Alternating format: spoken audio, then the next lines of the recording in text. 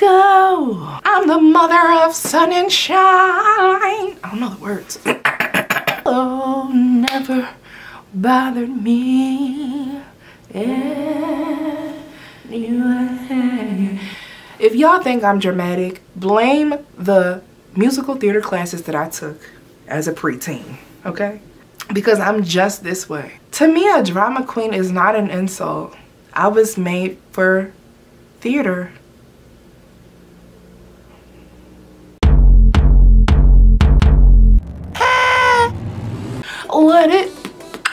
Let it. Hey, cake nieces.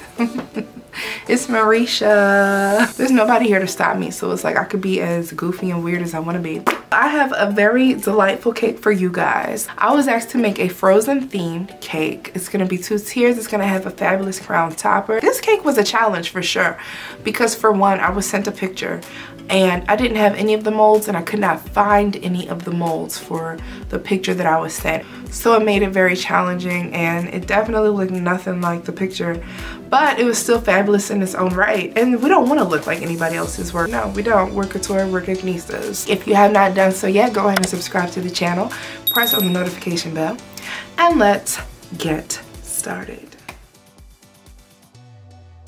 Okay, cakenistas, you can see my buttercream here. I'm coloring it with some blue gel dye, Wilton brand, and I actually used 3 different shades of blue to get the frozen shade of blue that I wanted.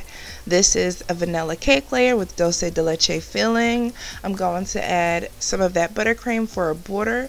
Add my second layer, do the same thing, and then add a 3rd layer. It looks so much better in person. You can't even tell how moist this cake was, my goodness. I'm gonna crumb coat my cake, put that in the refrigerator, and then move on to my 6-inch cake. So this is an 8-inch on the bottom and a 6-inch cake on top. I'm not going to do too much filling because I've had some crazy experience with dulce de leche, and I got to go by the consistency of it. I googled the edible images that I needed and I put them on Paint. I'm still using Paint like it's 1997. I just sized them out perfectly for my cake, printed that out and took it to the market, and I was like, hey, can you guys make this edible print for me?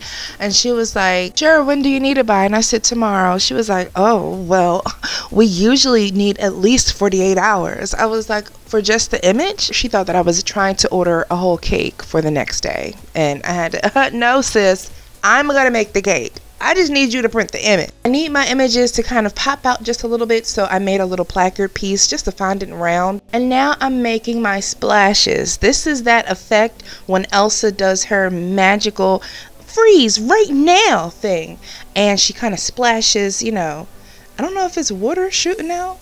It's really just snow, right? That's what this is. And this did take me hours. I'm basically making logs of fondant, different lengths, pushing them together, forming waves, you know, like splashes. This would be great for like an ocean themed cake or a beach themed cake, by the way. I didn't film how I made every little decoration because they are so simple, but I purchased a snowflake puncher and a flower fondant puncher. Punched out some snowflakes with white fondant. I did the same thing for some little blue flowers, and then I made the crown topper. I rolled out some blue fondant and cut that by hand, and then I just wrapped it around a can of shortening. Shortening, the big can, is the perfect size for a 6-inch cake if you're doing a crown topper. So that was it. I'm leaving all of these things to harden for at least 2 days. And now I'm going to go ahead and frost my cake fully in my blue buttercream. Everybody needs a friend like Olaf. Dependable, that wonderful sense of humor. He made every situation a little bit better. Risked his whole life for his friend. Now I am making Fondant Olaf, my favorite character, and I'm a little bit nervous because I don't do characters every day, but we gotta stay confident, Cake Nisa. So the base of him is like a square, almost like a marshmallow shape, and then the middle of him is more like a ball, kind of flattened on top, and then his head is an oval. One thing that I have learned about making these characters is that you really should utilize your tools, and that set of fondant tools come in so handy. Not even handy, they are just straight necessary. So I started off by making the indent for his eyes, where his eyes would go. And then I'm going to go ahead and make his smile, and I'm letting the tools do all of the work.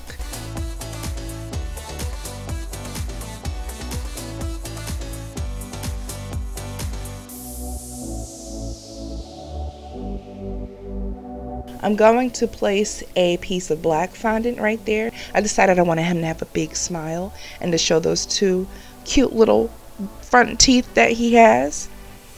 I made two little indentations for eyes, and I put some white fondant and then black fondant and then white fondant on top of that for pupils. And then I'm going to go ahead and make his little hair. I just did a little indentation on top and then rolled some black fondant, and I could stick that right in there. I guess I made hair follicles, right? That's crazy. And then you got to make his charcoal going down his body, just 3 dots of black fondant, and then his arms. His legs are just 2 flattened balls of fondant, and then his carrot nose. And you know what, making this character, I found out that there are so many different versions of Olaf. Look it up. Now I'm going to go back to my edible image and use my X-Acto knife to cut out Elsa and Anna as precisely as possible. We don't want to cut off any fingers, no hairs. We want everything to be in place, and you have to be very careful when peeling that gum paste because it can tear on you. I'm placing that right onto some fondant. I'm not even going to use water to adhere it. I'm literally just going to use some pressure from the rolling pin, and that works just fine. I can go in again, cut out the characters once I have them on that fondant. Oh my gosh, now we can put everything together on this cake. So I'm putting down my 8-inch cake first. Notice I've got my pointer finger ready, locked and loaded for whatever's about to go down. I'm going to use a container just so that I can kind of map out or visualize where my top tier is going to go so that I can place my bubble tea straws. I use bubble tea straws as dowels. It has been the best thing for me ever, and it's super affordable. I think I got like 100 straws for like $4 years ago. So now I'm gonna add my top tier and then fix my cakes. Now my cakes are completely solid. They may even be frozen. I usually try to freeze my cakes before I decorate them so that I can just grab them and do whatever it is that I need to do. I'm going to place those fondant rounds now onto the cake where I want Elsa and Anna to go. I'm going to put Anna on the top tier, kind of to the left, and then Elsa on the bottom, a little bit to the right. And then Olaf is going to go beside Elsa. I put a dab of water onto those fondant rounds so that I can add Elsa and Anna to them. And they are sticking right to the cake, which is awesome.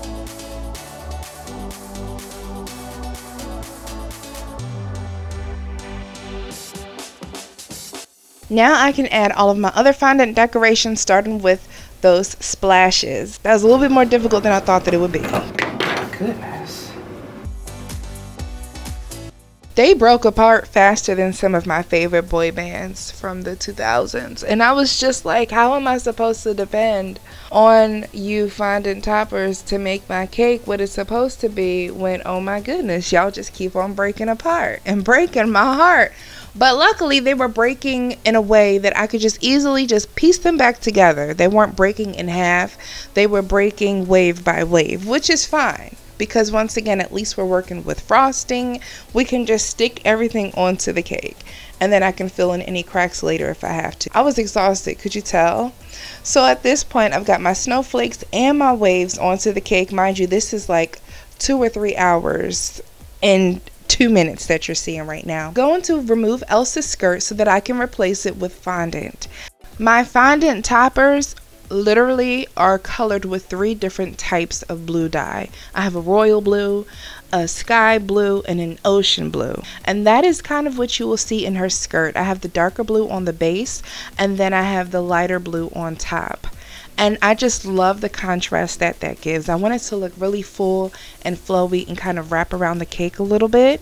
And then I'm going to do the same thing for Anna. She's got a navy blue skirt, so I used that darker blue for her skirt. And that was just such wonderful contrast against all of that super light blue.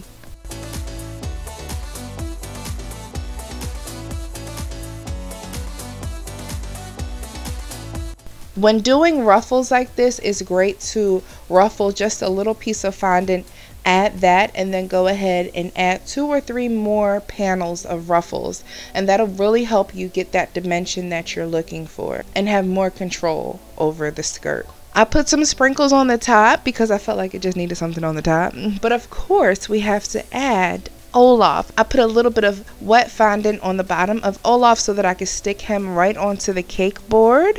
So adorable. I love that there's a 3D character there to really bring this to life.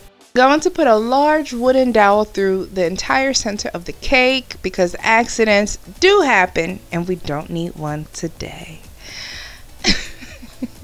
So if you're wondering if you've never done this or seen this process before, I simply took a wooden dowel, I measured it to make sure that it would go all the way through the cake, and then I cut it so that it would stop right beneath the surface of buttercream. At that point, I cut it, hammered it down through all of the cake boards and the bottom cake board as well, and then I covered that hole on top with a little bit of frosting. Unfortunately, the frosting wasn't the same color, so I put some more sprinkles on top. I really don't like the look of sprinkles on top, but at least it's got a gorgeous crown as the main topper, and that pretty much set this cake off. What do y'all think? This cake is so lively, it's full of life, it's giving Frozen. I'm cold. It's wonderful for a little girl, which is what this one is for.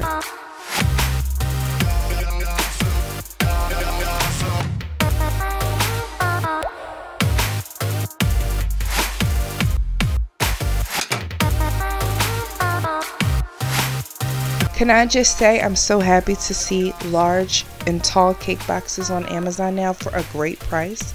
I think this box was like $6. FYI. Couture and a Frozen themed cake. Bye guys.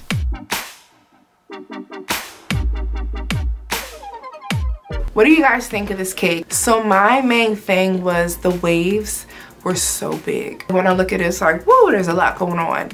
And it's a lot to look at. I feel like the waves kind of took away from the focal point, which were the characters, but you could also say that it added to it. Tell me what you guys think down below. That's how I feel. I would have wanted the waves to be smaller, just complimentary and not as overwhelming as they turned out to be. It's a cake. It was all edible. It's totally all from scratch. So that right there makes me feel better about everything. Like, girl, you started with powdered sugar, marshmallows, eggs, butter, and milk and flour. Like, and that's what you made from it. So the cake Nista comment of the day is going to go to well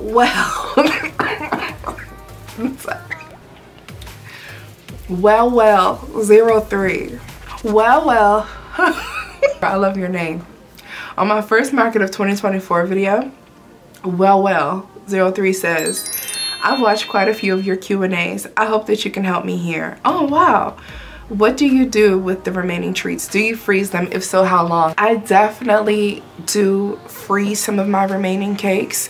It depends on the quality. It depends on if they were sitting out or not. Of course, the things that are left in the freezer bags are great. They can go right back in the freezer where they came from. You never want to go past, I'm just telling y'all what the textbook says, 6 months. If you can help it though, at the most like 2 to 3 months. If something's been sitting there and like if it's melted or it doesn't look the same, then no. I used to just sell cupcakes. So pretty much, you know, my cupcakes weren't in containers. They were just literally sitting out on the table. And when I was done, I had to trash them or just give them away because they were sitting out and people hovered over them. You have to really use your judgment. I like to have back-to-back events so that I could sell out. If I could sell out within the whole weekend, that's great. I hope that answered your question. I appreciate you for asking. If you would like to be featured in the next video or if you have a question, just ask it down below. Be subscribed to the channel.